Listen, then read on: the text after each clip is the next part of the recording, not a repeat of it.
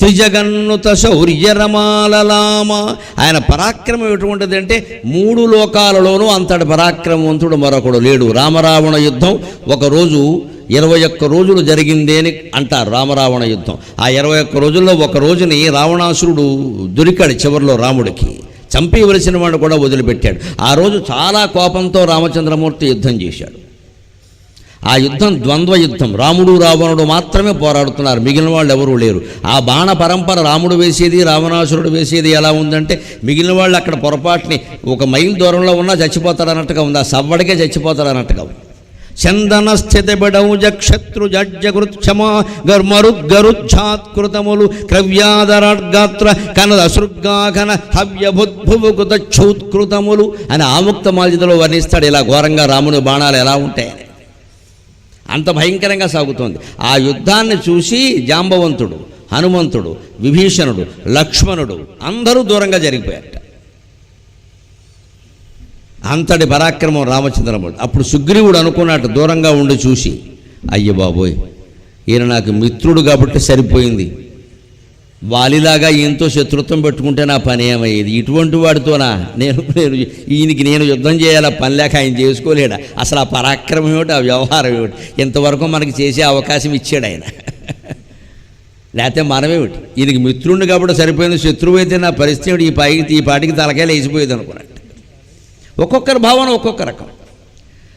లక్ష్మణుడు నా అన్న పరాక్రమం నాకు తెలుసు అని ఆయన వెంటనే ఒక దృశ్యం గుర్తు, ఇంత పరాక్రమవంతుణ్ణి ఎవరూ ఏమీ చేయలేరంటే ఆ తల్లి నమ్మలేదు, వెళ్ళు వెళ్ళు లక్ష్మణ అని నా ప్రాణం తీసేసింది. ఆయనకు వచ్చిందండి ఆ కన్నీటి పొరపాపం లక్ష్మణుడు. అయ్యో, ఇంత పరాక్రమవంతుడు ఏదో రావణాసురుడు మా అన్న లేనప్పుడు వచ్చాడు, లేనప్పుడు వచ్చి సీతనెత్తికెళ్ళిన వాడు ఉన్నప్పుడు వస్తే ఏమయ్యేది, మా వదిన గారికి ఈ మాత్రం తోచలేదు, నీకు తెలియదమ్మా, హా లక్ష్మణ హా సీత అని వాడు రాక్షసుడు అరుస్తున్నాడు, మా అన్న పరాక్రమం నీకు తెలియదమ్మా, శివధనుర్భంగం ఒక్కటే నువ్వు చూసావు తల్లి, తర్వాత మేము చాలా చూసాం, నువ్వు నమ్మమ్మా, నిన్నగాక మొన్న కదా కరదూషణాదుల్ని గంటలో 14,000 మందిని సంహరించాడు, అటువంటి వాడు కేవలం మాయలేడు వేషంలో వచ్చిన మారీచుడి చేతుల్లో చనిపోతాడా తల్లి, వాడో మాయగాడు అరుస్తున్నాడు, నా మాట నమ్ము తల్లి, నేను వెళితే నీకు ప్రమాదం అంటే తెలియకుండా ఆ తల్లి నమ్మకుండా ఆ ఆవేశంలో భర్త మీద ప్రేమలో మరిదిని అనకూడని మాటలన్నీ అని పంపించింది. ఆ విషయం గుర్తొచ్చింది లక్ష్మణుడికి. ఇంత పరాక్రమవంతుడిని శంకించింది ఆ ఇల్లాలు. బహుశా అతిస్నేహక్కలు పాపశంకి అంటారు సంస్కృతంలో. మనకి ప్రేమ ఎక్కువ ఎక్కడుంటే అనుమానం అక్కడే ఉంటుంది. అతిస్నేహక్కలు పాపశంకి అంటారు. ప్రేమ ఎక్కువ ఉంటే అనుమానం అక్కడ ఉంటుందంటారు. అందుకే ఆ తల్లి అలా శంకించిందేమో, లేకపోతే ఇంతటి పరాక్రమవంతుడినా శంకించడం అనుకున్నట్ట. హనుమంతుడు చాలా భక్తిగా దండం పెట్టుకున్నట్ట. ఇటువంటి స్వామికి సేవ చేసుకోగలగడం ఎంతనా అదృష్టం నిజంగా అనుకున్నట్ట. ఒక్క జాంబవంతుడు ఒక్కడే విపరీతంగా ఆలోచించాడు. ఈ పరాక్రమాన్ని చూసి ఇలా ఓసారి ఇలా అనుకుని దెబ్బలాడితే ఇటువంటి వాడితో దెబ్బలాడాలి, కోతులు కొండ ముస్తులతో చేసాం పనికి మాలిన యుద్ధాలనే ఎంతవరకు, ఎలుగుబంటితోటి కోతులతోటి ఇవన్నీ పనికి మాలిన, కొడితే ఇలాంటి వాడిని కొట్టాలి, చస్తే ఇలాంటి వాడు చేతుల్లో చచ్చిపోవాలనుకున్నట్ట. వాడి సంకల్పం ఫలించింది. ఈవిడి కృష్ణావతారం వరకు బతికేడు వీడు.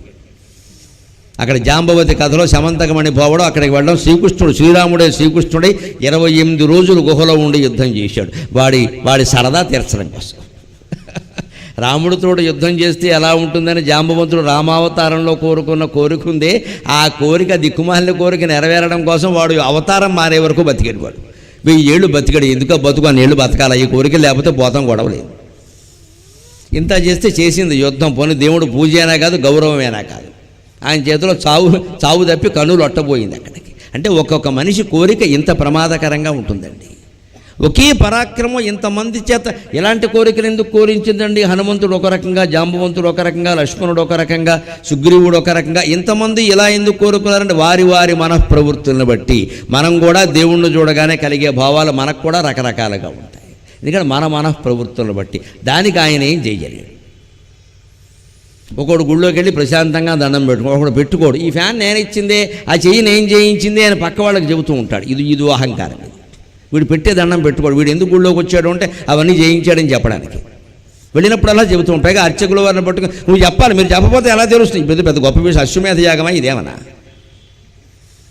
ఇదే లేనిపోయిన అహంకారం ఇక్కడ. ఎందుకని వీడు ఆ దేవుడు ఏం చేస్తాడు, మామూలుగా వచ్చి దండం పెట్టుకున్నవాడు వాడు కోరిక ఏదో తీరుస్తాడు. ఈ ఫ్యాను ఈ చెయ్యి గురించి ఆలోచిస్తాడే, వీడికి ఆ ఫ్యాన్లు చేతులే మిగులుతాయి, దేవుడు దక్కడు వీడికి. ఈ గొప్పలు చెప్పుకుంటాడు, వాడు అలాగే పోనీలే అనుకుంటాడు అంతే. అందుకే మనం కలిగి ఉండాల్సినవేవి విడిచిపెట్టవలసినవేవో నేర్చుకోవాలి. త్రిజగన్నత శౌర్యలలామ.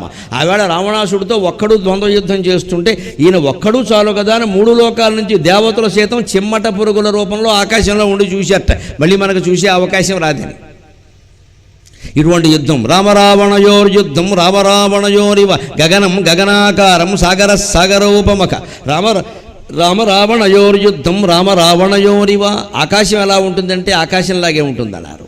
సముద్రం ఎలా ఉంటుందంటే సముద్రంలాగే ఉంటుందన్నారు. దానికి ఉపమానం లేదు. రామరావణ యుద్ధం ఎలా ఉందంటే రామరావణ యుద్ధంలాగే ఉందండి, ఉపమానం లేదన్నారు. ఎటువంటి కవి కూడా దానికి ఉపమానం చెప్పలేడన్నారు, అంత ఉపమానం. అందుకని త్రిజగన్నుత శౌర్యలనామ దుర్వార కబంధ రాక్షస విరామ.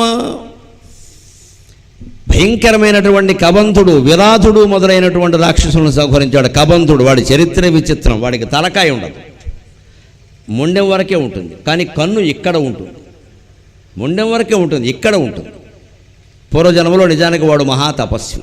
ఏదో ఒక నేరం కారణంగా వాడు అలా పుట్టాడు. ఆ తపస్సుల్లో కూడా కొన్ని ఘోరాలు నేరాలు ఉంటాయి, ఆ కారణంగా పుట్టాడు. కానీ దాని సందేశం ఏమిటంటే భగవంతుడిని చూడడానికి హృదయంలో నేత్రం ఉండాలి, కానీ పై కళ్ళు రెండూ పనికిరావు. కబంధుని యొక్క శరీరం ఉద్దేశం అది.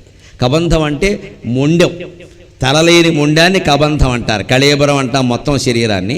తల తీసేసి ఒట్టి మొండెం ఉంటే దాన్ని కబంధం అంటారు. వాడి కబంధుడు అని ఎందుకన్నారంటే కేవలం ఆ మొండెం తప్పితే ఏం లేదు, కానీ వాడికి ఆ మొండెంలోనే హృదయంలో కన్ను ఉంది. బ్రహ్మదేవుడు వాడికి శాపం ఇస్తే నేను అందరినీ చూడటం ఎలాగా అన్నాడు. ఈ గుండెల్లో కన్ను ఉంటుంది అన్నాడు. అక్కడి నుంచి తీసుకొని ఇక్కడ పెట్టాడు, అక్కడి నుంచి చూడమన్నాడు. అందుకే ఆ కబంధుడు రాముడి చేతిలో చనిపోయినప్పుడు కూడా రాముడికి రహస్యాలు చెప్పాడు. ఇబ్బంది పెట్టలేదు, నువ్వు ఫలానా చోటకెళ్ళు చేత దొరుకుతుంది అవన్నీ చెప్పాడు. రకరకాలుగా చెప్పాడు. రామలక్ష్మణుడు ఇద్దరు పెద్దలు వాళ్ళిద్దరిని చేతులతో ఇలా లాగాడు. కానీ సీతాదేవి గురించిన జాడ చెప్పాడు వాడు. రాక్షసుడు జాడ చెప్పడం ఏంటి, చావు కోరుకుని వచ్చాడు వాడు.